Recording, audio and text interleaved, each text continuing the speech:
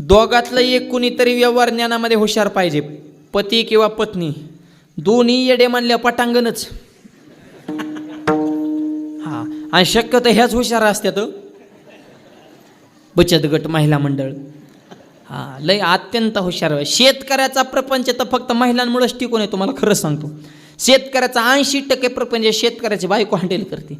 आणि शेतकऱ्याच्या बायकोला राग नाही, लोभ नाही, मानाची अपेक्षा नाही, नवरा बायकोची कधी भांडणं होत नाहीत. चुकून झाली नवरा ठोका टाकू त्या, फुसफुस करते, रुसून जाते, स्टँडपर्यंत जाते, पण परत विचार करते, पोरगे लग्नाला आले, पोरग कामाला लागणं, ह्यांना तुकडा कोण घालीन, तिथून परत धारा काढायच्या टायमिंगला माघारी. शेजारीन म्हणली तू 2 महिने येणार नव्हती, गेली ती ओरडून आरडून, मग आता कसं काय म्हणले, त्यांचं ऐकून घ्या, दुधाचं नुकसान करू का, मग मर घाल खत मग ओसाला. सुटत नाही, बोलल्याशिवाय तर राहत नाही. आपल्या जी कडक टोप्यात ना पुरुष मंडळींच्या, महिलांच्या जीवावर आहे.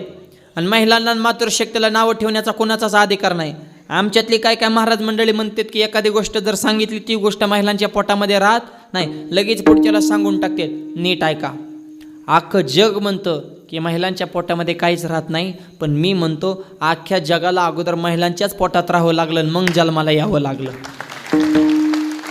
देव जरी असेल तरी डायरेक्ट अवतार नाही, आधी देवकी मातेच्या कुशीचा आधार घ्यावा लागला ना. हनुमंतराय जरी असेल तरी अंजनी मातेच्या कुशीतच राहावं लागलं. ही स्त्री शक्तीची ताकद आहे. सगळ्या क्षेत्रात महिला सध्या टॉपल्यात. गायक, वादक, IPS, PSI, कलेक्टर, प्रांत, आमदार, खासदार, पंतप्रधान, राष्ट्रपती सुद्धा महिला आहे.